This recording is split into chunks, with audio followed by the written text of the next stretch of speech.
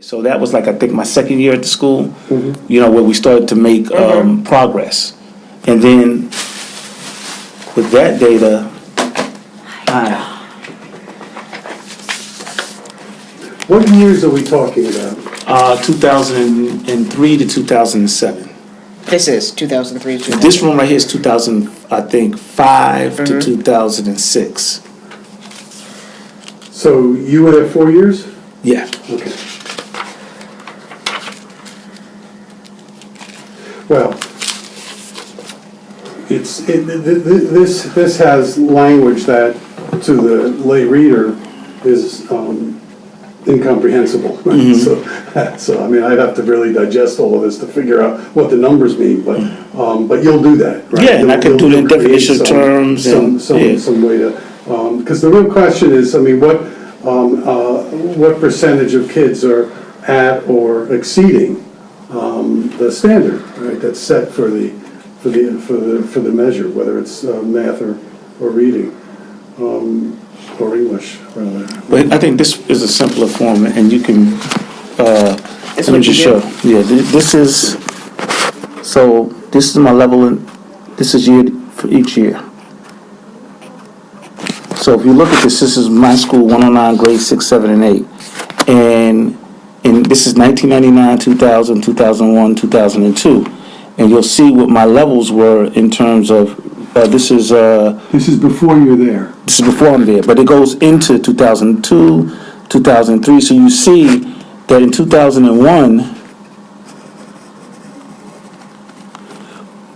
our level of students that had 3s and 4s in reading was 18.3%. Right. And then when you go to 2002, it goes to 22%, then it goes up to 23, 28, then to 37. And that's by 2005. So you see that from year to year, it's growing. And then I have another sheet that shows where we are in comparison to other schools within the district. That's a very important piece of data. So to me, this is longitudinal because you're going from year to year. But then there's comparative data between myself and other schools. Right. Where was I at in 2002? Where were other schools at? Right. Where was I in 2003? Where were other schools No, at? absolutely. So you see me beginning to outpace Right. my That's similar where we're- schools. And we all had the same, we were all under the same district, we were in the same region, we all had the Relatively the same, same resources. and we also had the same reform design packet. Right. You know, in terms of what needed, because we were all city schools, we were a city district, Right. which was a school needed improvement. Right. So we all had pretty much the same kinds of kids, same population, similar mandates from the district and suggestions from the district, but this school moved quicker than others. And it wasn't like this school was at the top and then continued to be at the top. This school was here and went here, went here, went here, went here. So what happened at this school that was different? That's, to That's me, the question. what was happening at the school. I'm with you. That seems to me to be right, and this data seems to me to be your anchor. And this is not you waxing eloquent about all the specific changes you made. This is you Right. demonstrating outcome data that's state approved at the, and you can't quarrel with, it's there, right? But on both levels, both the yearly progress and the comparative data. Yeah. That to me is persuasive. And then, and it's stuff I've done. I've done all that kind of work in my career. And so, so the question always is, if you were to do a school quality review kind of analysis, and you've heard that term. Live with it. Right. If you were to do a school quality review, it would give you all the factors that are alive and well in that school. And you could do that and ask, and either do a survey or do a series of interviews and get lots of reactions about why. What happened during that time frame that led to these outcome data. To me, that's a study. Okay, but let me ask you, Dr. Kelly, because I know. after hearing all of this, now, is there any way to do this exactly what Dr. Block said, except how you had kind of like structured it, and you were talking about comparing it with the strategies Of other of the principals? principals. And what I thought in my mind was like, what kind of research questions would that mean? Right. Like, would it mean I would ask them what were their challenges, their strategies, their plans, or their vision and their concerns, or like This goes to my first question again. In the sake of your time, because that's what we look. That's what I'm. we're In a looking, real world, that's the study you're talking about is the one I want. But in the constraints of what I'm trying to get done, I need to consider other options. You understand what I'm saying?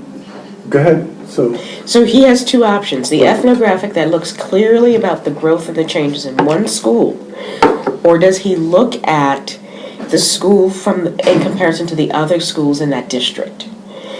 In terms of comparative data, that's what we're looking at.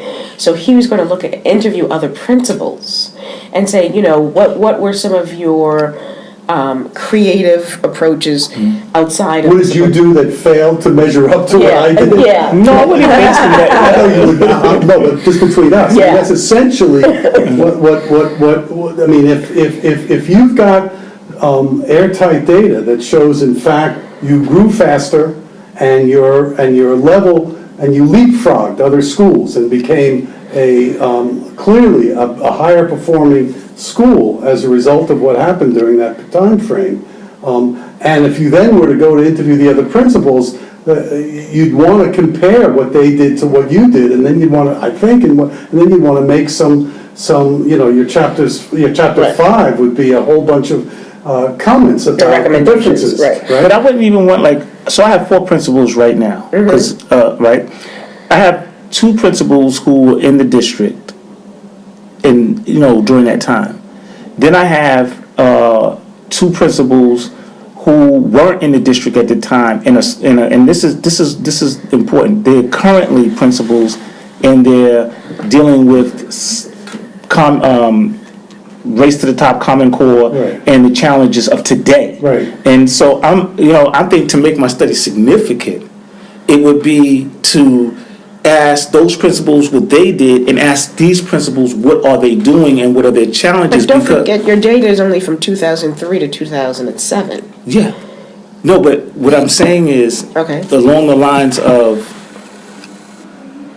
comparing and contrasting, or just what I'm saying. Okay, let me tell you my assumption. My assumption is that principals today are still struggling, still receive very little support, Right. still have to try, especially in urban school settings, still have to try to meet these mandates, and are not being given the how-to in terms of doing it. Or still enough resources. I mean, it's not Yeah, like- the resources and the how-to. Right, right. And this is the world that I live in. Like, these are the discussions that I have. So my thing is that if I look at, okay, so race to the top was, No Child Left Behind was supposed to bring us to the standards, and it failed. All right. Right. Race to the Top is now saying the same thing. Yet there's a lot of, and I talk about this in my, there's a lot of pushback from teachers. There's a lot of concerns about that we're over testing, and there's a lot even more pressure on principals now than there was when it was No Child Left Behind. So the question becomes, how does a principal with dealing with all of these things still make progress? And I think it's significant because right now their jobs depend on it. Right, but here's... So my question is Right. that when we were talking about interviewing principals, like, I would like to interview someone like Angela and say, hey, you're in it right now. What are your strategies? What are your approaches? What are you doing? How are your challenges? Right. So that we're looking at this school, saying this school found something to do. Now, that doesn't mean that this is going to apply to every school, Right. but it's something that schools today might want to look at and apply in a way that it makes sense for them. Here's my problem. The only thing that you have airtight, is the outcome data. You don't have airtight what happened in your school, because all you have is your assertions about what happened in your school. Okay, now let me ask you a question. Yeah. Research, right? Is there a way to, or is this just not done, if there's periodicals and things that were written about the school, but it wasn't scholarly, but it was people talking about the school at that time in real time. So you're talking about newspaper clippings? Newspaper article. That's still- Because that's still is data. that a way to assert, to make it not about my assertions? If it specifically talks about specific initiatives that you've commented on, absolutely.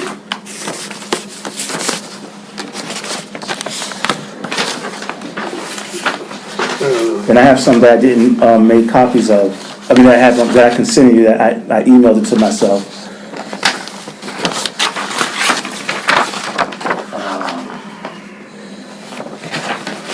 Wait a minute. Let's pull out.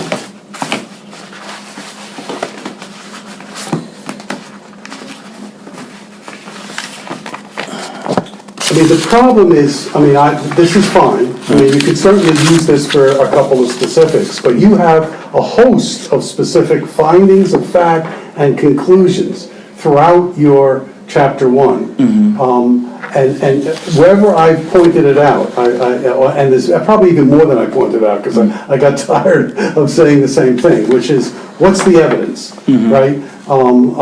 And so, which is why I keep coming back to, it may be that we differ a little bit, and we should talk it out with you. Because for me, the simplest study that you could do, given what we have in front of us, is, okay, you've got all this outcome data that's airtight, that's clearly from the state, so there's no question about its validity. What you don't have is, how did it happen?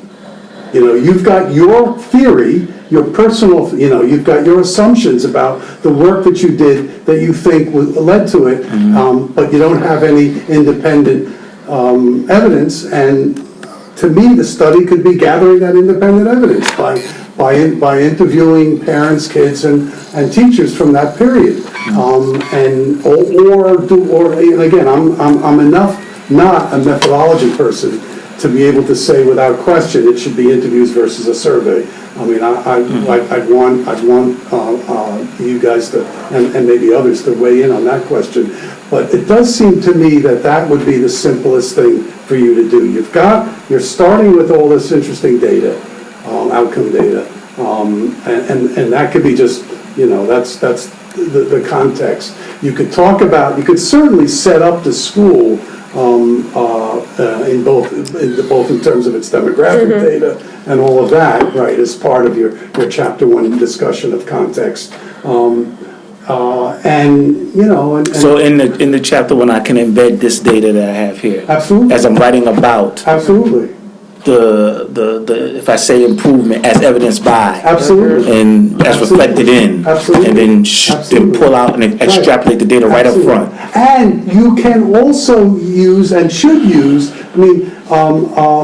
Michael Fullen is one of my heroes, so you knew that, but I think you could use certainly some change theorists, particularly education change theorists, as your theoretical rationale, and then the question is to what, so then when you look at and you interview people or survey people, what you're looking for is to what degree did your work conform to these change theories, A, and B, can you link the improvement in student performance and teacher performance too, because if students are performing better, it means teachers are performing better, right? And it's part of the mix that we're talking about.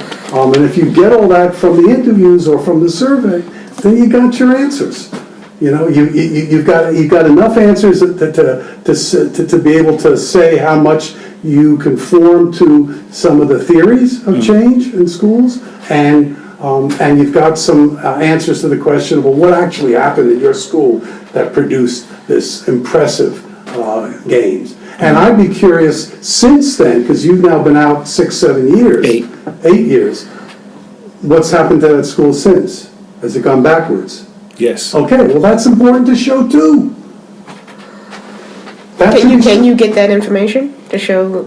Okay. Well, it's political and it's kind of. No, this data is not political. No. She's asking because I don't have access to The New York State report, since he's left. since he's left, like where they are in terms of, and I don't know if, let me see, I had this So did anyone one, get access to this data? Yes. okay, Yes, I mean, first of all, it's the report card data, for one thing. I mean, it may not be organized quite the way you had it when you got it, but you certainly can see, for example, what percentage of kids are scoring 33 and 4 in the third and fourth group, right? And you see how it's grown when you were principal, and if it's gone backwards since then, that's easy to show, because you could. yeah, but the only thing is that the time from the time I was there Yeah. until I left, it was the same testing instrument, and that has changed. So then. So it's a new test. So. You understand what I'm saying? So Sure. how can I say Because measuring? because it's the comparative data corrects for that. In other words, the question is, it's both the absolute data is what percentage of kids are now scoring in these higher quartiles, right? And that's the third and fourth groups. And because it's a different test, it's a harder test, and so one has to account for that sometimes.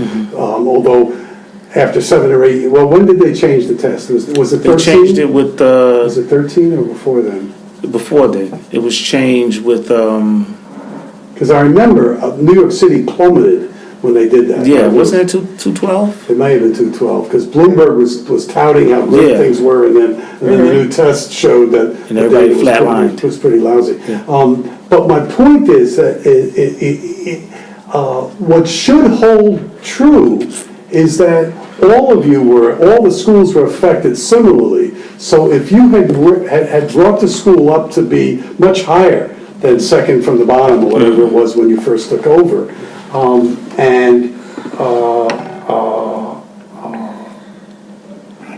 then the question is where does the school rank Today. today, right? And is it still up there, which would undermine some of your thinking because you'd have differently, or has it plummeted? Is it back down to one of the worst performing middle schools in the area? And that's data that you should try to get a hold of, because that would be really important to make your initial case, which was that there was this unqualified success during this time frame, and the question is, and it hasn't continued, and the question is why? And that's what I think you could find out, and probably get, since I have no doubt believing all of your assertions, what you'll get essentially is people corroborating that. You'll get students and teachers and parents from that period saying, we love this, we thought this helped, teachers were more cooperative, they were working together better, there was more emphasis on interesting curriculum for the kids. That's one of the consequences of your emphasis on hip-hop, is that, I mean, we know that high interest curriculum is a good thing, particularly in urban schools, right? And that's kind of what you were working on. So there's a bunch of ways you can get information that shows how and why you were able to do what you did. Okay, so then this comes back to you again. So to make your life easy, you can still go back to what you originally have and do the ethnographic, or you can, and I don't know, maybe at this point why, but look at the principles. Which one, in terms of time, I think that the ethnographic is easier for you. Well, this is what I'm saying. So then we would just looking at the stakeholders in that community In that school. and asking them. And so, that to me, I can, yeah. So it's ironic. I just left, unfortunately, when the former teacher passed, and so I just last night bumped into a whole bunch of all my former teachers, and they were, and I was sitting there going, I wish I had a tape recorder, because they were sitting there running down to me everything that was and what they missed, and I was like, they missed you. Yeah, basically, Yeah, I totally get that. and I was like, but they were talking about. But one teacher was very specific about, remember when you had this program, and remember when you had that program. See, that's where we need. And I said, that teacher's a person who. Do you have contact with her? Yeah, I said, but at the time, I'm thinking, well, I'm not going to be interviewing you anyway. Right. Because. I think in the sake of time, going back to the original title, ethnographic, looking at parents, students, administrators, and you don't have to do a lot. We're not asking what. The parents, students, teachers. Teachers. Oh, I'm sorry, parents, student, teachers. Yeah, Why did I say administrators? because you think about the principals, the class. Yeah. I mean, the one thing, the one reason why I think interviewing gets you in more in-depth information, that's true. And also, and you're more experienced than me than this, and so this is a question for you as well, which is, wouldn't it be the case that IRB, in order to get a survey approved by IRB, you gotta make it reliable and valid. Of course. You gotta do a trial run of it. You gotta have some way in which you can demonstrate the validity of that as well. Whereas if you do it, interviewing, you can talk about the kind of topics that you want to interview, and you could talk about the importance Right. of being able to be flexible, because you want to follow up with questions when you're interviewing somebody based on what they're saying, right? My sense is that it's easier to get IRB approval when you're interviewing than Yeah, a survey. right, Is that? right, it is. Yeah. I don't know if it has to do with the people who are on the committee right now, but they all seem to be more qualitative than quantitative. Oh. So this will serve you best. So then, the only hump that I have is how do I, and I'm talking about time management, Wait. having someone, So here's training where Andrea, someone. but here comes where Angela comes in. Because what you can do to bring validity and reliability to your questionnaires, your questions, is circulate your interview questions to principals. Oh, well, certainly you could do that. And that will validate your questions. But you wouldn't do that if you're doing interviewing. That's if you do a survey. Well, that's true too, but but my thought was, if your question is what kind of questions would you ask?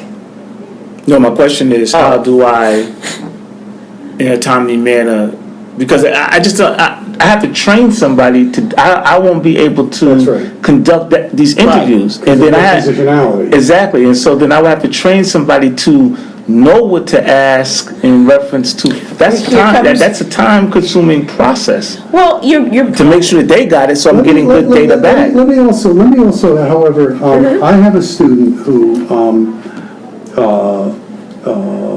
in fact, I mean, I don't think this is, students' topics are not confidential, so I can say. She's in there, go, Stephanie, is interviewing teachers that Excuse me. she worked with in the past, and doesn't need to have somebody else do it. If you were She did it? She's doing it? Yeah, if you were principal now, you couldn't interview them, because you would have direct, control over their workloads, right? Yeah, that would raise a red flag. But it's 8 years ago. So if I speak to former teachers, former students, former parents, What do you think? You'll be okay. and if I just You'll be acknowledge, okay. if I acknowledge my Right. positionality, Right. Right, in the right. writing to As a say researcher. that this, Absolutely. Yes. yeah. So I think we can dispense with that. Yeah. Okay, Yeah. and that makes it, Yeah. okay, So that's easier. That's easier. okay. But I do think that you need to pay attention to both the comments that we both made to you about your writing and about your organization, and really work on, making sure everything flows and everything is logical and follows from one another. And I mean, for example, your review of the literature was too anecdotal and too, you talk more about the situation than you did about the theory. And so, and I make that comment. So do you just want me to talk specifically about the theory? Because I was trying to integrate. Right. So for Because one time I example, wrote it separate, but I was told, no, integrate the theory into, Well, you have to set the theory out, and then Right. sure, you can talk about why you think it's important for the Right. theory to be observed and to determine the degree to which you actually were able to follow the theory in the work that you did as the leader of the school. so if you were looking at this, of course you summarize this theory. But then the question becomes, how is this integrated, or how does this relate to your work? Right. Right? What are you pulling out that's important to now your research and the way that you see your research? so let me just, because I want to simplify it. So step one is summarize the theory, right? Well, not step one, I mean, of the theoretical foundation. For the literature review part. Oh, well, okay, well, the literature review is more than just a review of the theories.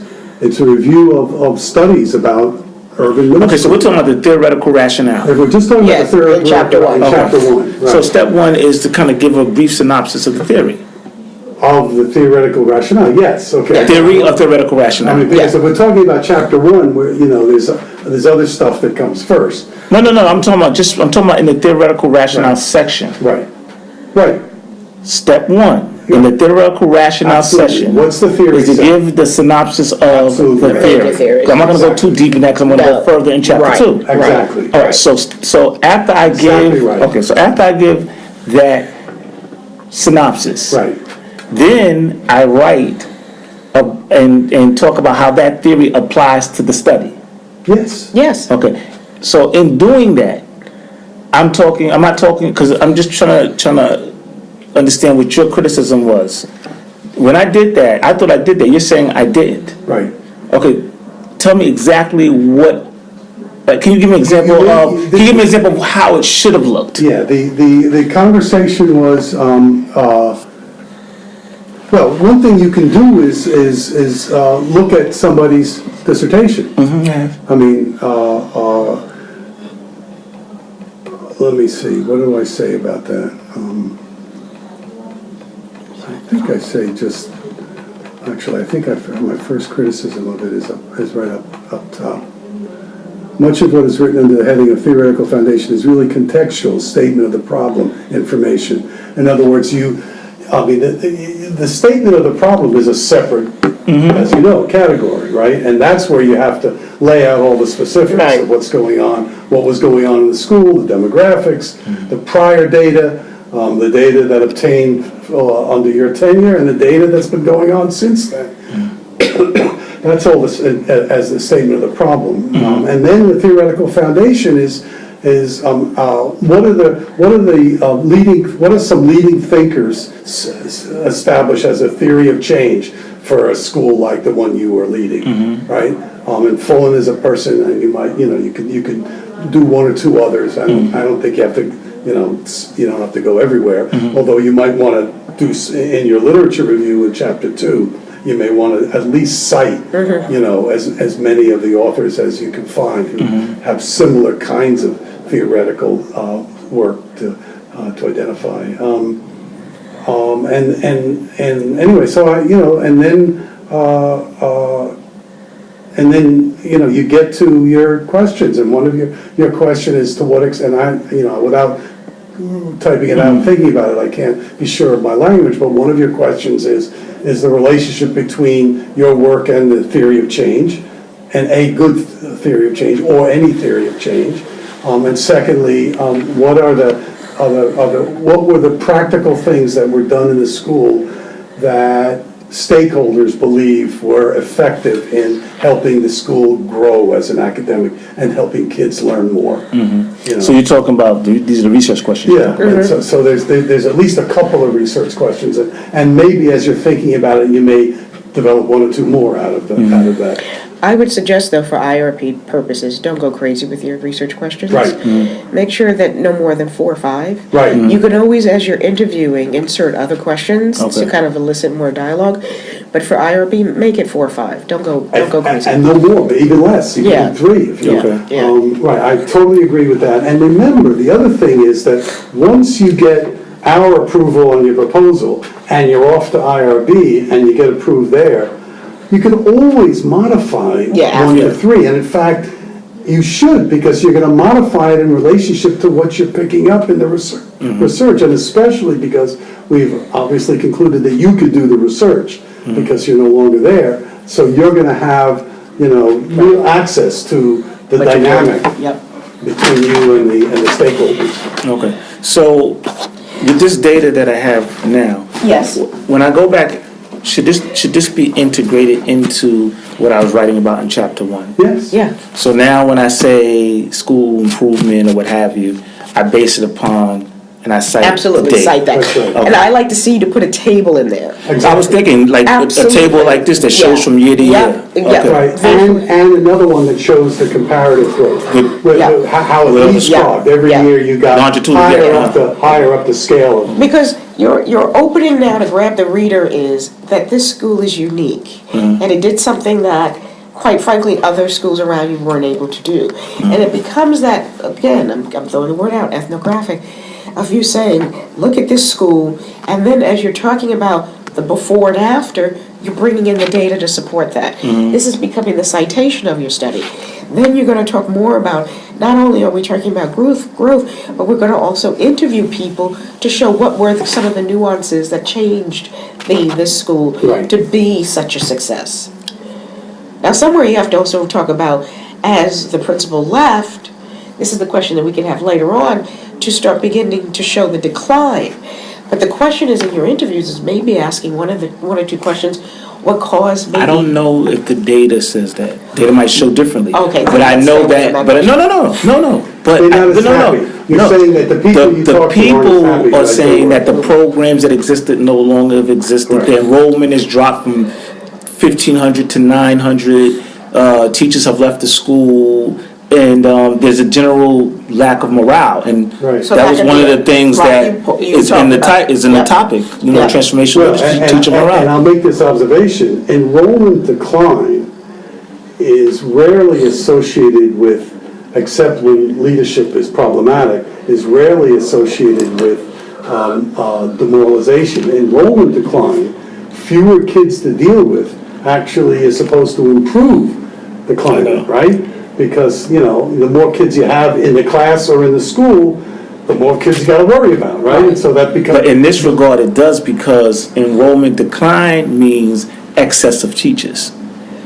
You understand? Oh, sure. If you have 1,500 Of course that's students, right. then you need more teachers. Right. If enrollment declines, You gotta I don't fire work here people. no more. You gotta Yeah. go. Yeah. You know what I mean? And so Right. people, job Right. security That's being true. put Well, that's into, true. That's fair. being put That's into a fair an response, yeah. ATR pool Yeah. and all these Yeah. things. That's right. That's the That's a big, decline. it's a big That's issue. good. Yeah, That's a good point. yeah. Anyway, but so I'm excited. I mean, I've always been excited about you doing something about the school. I just, Yeah. as you could see, I wasn't happy with what you. Well, that's why I wanted to have the Yeah, meeting, because yeah. I think we all I wanted to pull it together so we can be on the same Absolutely page. right. Right. You have data. Now you need to really comb through it. Now you have secondary data too, because you have the newspaper clips. But Yeah, I you can have talk some, about, yeah, but you And, can and, also and, say. that's what I want to talk about in terms of citing it, because I have, like, for example, I have the Hip Hop Project was in the Tribeca Film Festival, and there's articles about that. And in the articles about that, they talk about not just the film, but they talk about the school and how it transformed. Yeah. And then there's the Vibe magazine, which did a whole big piece on how you use hip hop in education. But I know what you're gonna say. But no, before you go there, listen, it's not even about the hip hop. What they say in this article about improved attendance rates, Right. demonstrated academic performance, and they're quoting 9% and raise and this and that, and this is in That's your publications. secondary that you can use. So I'm not saying just for the hip hop piece, but it was a perfect. I was going to zing you with that one, but it's a perfect way of showing that these assertions are coming from from other Right. places. That's the point. That's so So much the the point. question, sir, Yes. is when I'm writing my chapter 1 and I'm including this data, Yes. some of the assertions that you talk about, Right. should I be looking at some of these articles and citing what they're saying about the They leadership should in the be school? cited from the article, Yeah. not from your head. Yeah, So I got you- you. I got you. So there could be quotes. Yeah, so I'm saying I Yeah. can quote and say, Yes, okay, yes. all right, so yeah, but I've just been. I just find that you have, when you just came in, you had this thing of data, and you and I were talking about this. He has so much research. Right. That it's just taking you time to figure out how to put it all together. I didn't know where to put it. I didn't know, does it go, when do I talk about it? That was my thing. But you're Yeah. talking about this school on the hill, and you're going to talk about the before and after. Before Is you this what I arrive. think it is? Is this the St. John Fisher proposal guidelines? No. All right. Oh, I have them. I want But I've you, read the guidelines. read them again. Okay. Because if you read them again and digest them, you'll see why a lot of my comments are what Okay. they are. All right, and When you're writing, leave it to the side. I'm not making a line of this. I just did a defense on Monday. I had to go back to the St. John proposal Absolutely. because people aren't. It's almost like APA. I know you got APA down, but you got to memorize all this stuff. Yeah. Because once you memorize it, the writing will come It easier. flows more easily. That's It exactly comes right. easier. Totally right. If you do it solo without that in front of you, It's gonna be, you're gonna feel the tension in your writing. Okay. That is just easier template. All right, so just for my clarity, Yeah. we're gonna keep it ethnographic. Yes. We're gonna look at we're gonna look at the stakeholders. Data, and you're gonna We're create gonna, tables. we're gonna create tables. And quotes. And quotes. Yes. Got it. And are we keeping the dissertation topic the same, right? Yeah, it's the same. Transformational leadership. No, because I heard stuff about, Fulton's work or other change theorists, but we're still sticking with the Well, for right now, primary let's example. I tell you, I would, I mean, I think after you get done. Yeah. And have done your chapter 1, 2, and 3 and we're all. Look at it again? Then We can look at it. Then look at the time, because I think it's gonna, your writing is gonna change your mind about what the title should be. Yeah. That's what I believe. But I'm still keeping that basic transformation Yes, leadership stuff there. yes, That's what I'm saying. yes. Okay. You're still using And I'm the using keyword. Fulton. Because one of the things Fulton says. Okay, now he's into fully. This is your Yeah. expertise. No, but one of the things that Fulton says is that, when he talks about change process, he talks about having a plan Right. and ongoing professional development and being able to foresee where you need to go in terms of expansion Right. of programs. But Why one of don't the you things two that he talk for a minute? says. I'm gonna scoot by you, don't move. Oh, he says, he talks about how leadership is important. Right. And so I was thinking, okay, here I am looking at OVO and Bass and transformational leadership, and then I'm looking at what Fulton is saying about, Shango, all you have to do, as I recall now, is tweak your transformational leadership writing and insert the Fulton stuff. Okay. And you're golden. Because Okay. what you've got there is you've got the overarching theory, Okay. and then you've got the education change theory, right? Right? I got it. So, and if you do that, you could knock that out in a weekend. Yeah. I mean,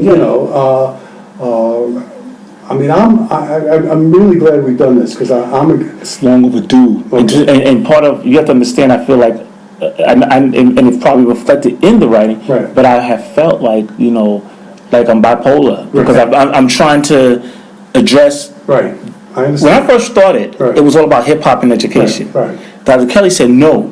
Right, When I look at what you're doing, you're really talking about transformational leadership, and you're talking about what you did at the school. Right from that perspective. So then I shifted. right. And so what I'm trying to do, and so It's both. yeah, it is. Because But the truth of the matter is, look, the writings you got and the stuff you'll get from kids and their parents and maybe even teachers is that your passion for hip hop influenced a lot of what you did as principal, and as I said before, and influenced some view of curriculum and probably the pride some of the folks So how do I- felt about the school. how do I embed that into one of my questions Well, without getting too far off? You don't, because it's a more general question. The question is, So I'm going to ask a question without influencing. You understand what I'm well, trying but to again, you're going to be interviewing people, so you're going to have a billion questions that you're going to use when you're interviewing somebody. The research questions, one is going to be about the fidelity to the theoretical framework, right? I mean, you got to figure out what language,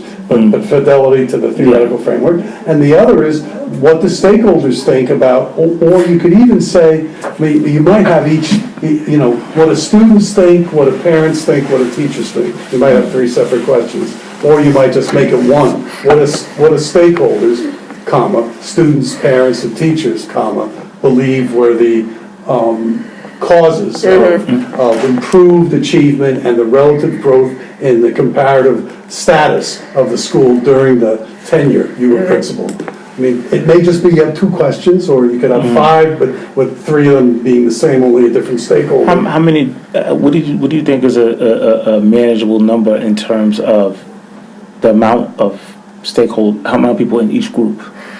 3, 6, 9. If you're gonna. With 3 in each, 3 or 4. 3 or 4 in Three in each. each. Yeah, you Because can do that. you're going to be looking also at, and it's not a content analysis, but you're going to be looking also at familiar themes that you're going to be pulling out.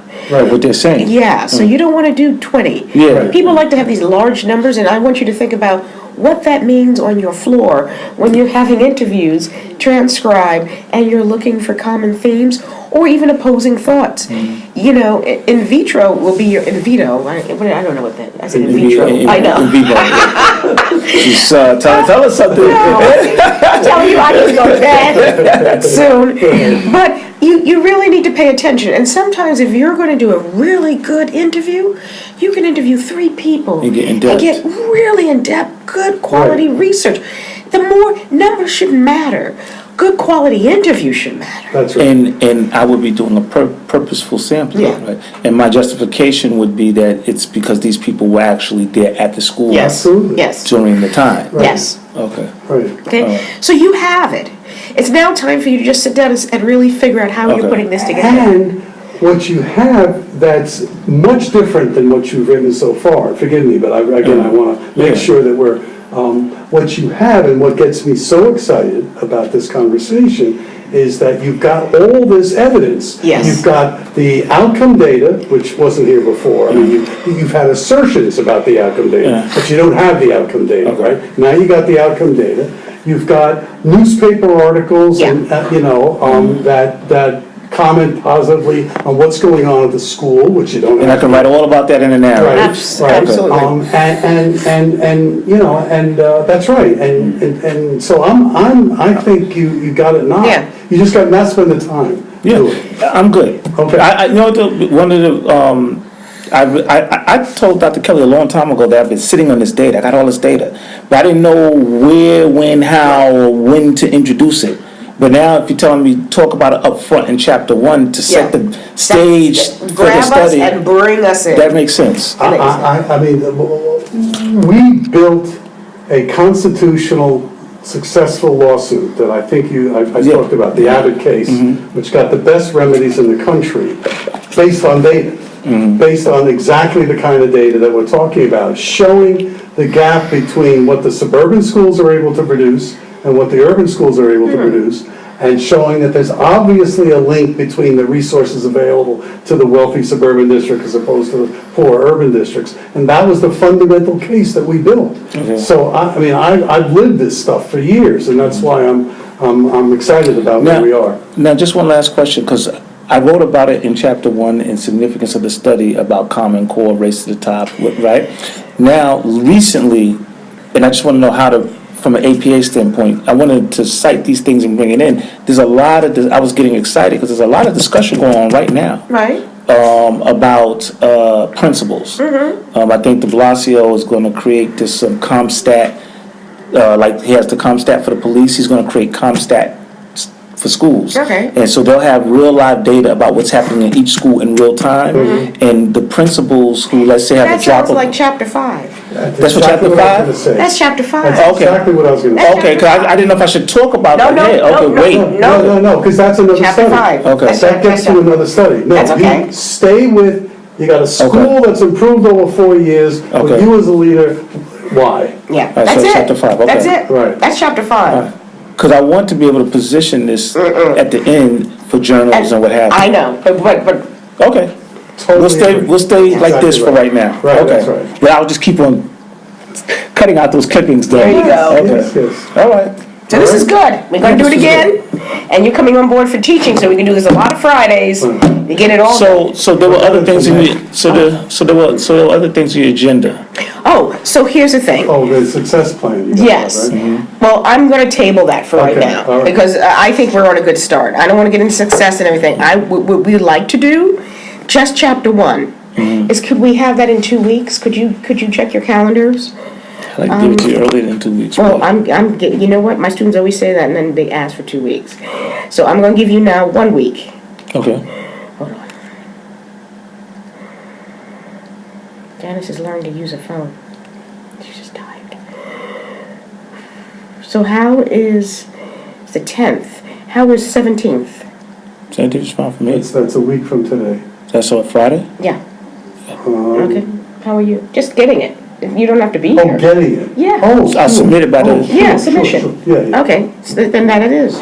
Chapter 1. That's all we want to see. Right. Okay. Tables, graphs, secondary, that's it. And then we'll move on. And make sure you follow the damn outline in the Fisher guidelines, proposal Okay. guidelines, okay? Could you check to see for April 24th, which is a Friday. I'd like to have him, after he submits that, us have another meeting, either the 24th or May 1st, it's up to you, to talk about two things. Finishing his lit review, IRB, defense, and there's a third thing. The new IRB committee. And the new IRB, and talking about how to submit your IRB. So after he submits chapter 1, I'd like to have another face-to-face meeting. I would like, I'm pretty flexible, and my preference would be, before committing to a date, we could certainly set a tentative date. Okay. I want to see what you produce. Okay, and how we react to it. So can I do this? After he submits on the 17th, we can, after we read it, we'll give ourselves a deadline, and then we could do a The weekend, I'm happy to just Okay, say whatever. so let's look at, I'll try, but no later than the 21st, we'll do a telephone conference to see where you are. I can do that. And start moving you for chapters 2 and 3. Okay. So we can set up the proposal defense. Okay. Okay? So you and I will talk either the 20th or 21st, which is on Monday or Tuesday, after we receive his chapter 1. And then we'll start moving you forward. Okay. Okay? This was a productive, face-to-face always wins. And everybody in the same room. We have to. I don't like. Good stuff. Okay. I'm happy for you. Please do me a favor too. Make copies of all that. Yeah, I am. Okay. My plan was, my plan was I was going to get here early, make copies, give it to you. Okay. But then I was like, I got time. I thought I was You should have meeting at copies 4. just someplace to store it. Oh, no, One thing we haven't done, it's the Joe Clark stuff. Joe Clark is a fraud. give it to Really? me. Okay, I'll check it out. Read that first. Okay. Okay, and then Hey, there's Andy, a read longer it. article, and then there's an article, there's the article about him as the warden of a juvenile prison. Okay. And then there's a much longer article from an author who's actually written a definitive story about, study about Union City, New Jersey, which is actually the best of the urban districts over these years. Anyway, but look, particularly read the top article. Okay. And you'll see why I'm Yeah, I'm going to read it because I know you're passionate about I'm this. really passionate. This guy is a fraud. And I want you to see what the other evidence is besides the superficial Reagan administration evidence. And I think I said that, you'll get a kick out of this. The Reagan Secretary of Education, who was the big proponent of Joe Clark, was my best friend in college, Oh, no. Wow. William Bennett. Oh, yeah, William Bennett, yeah.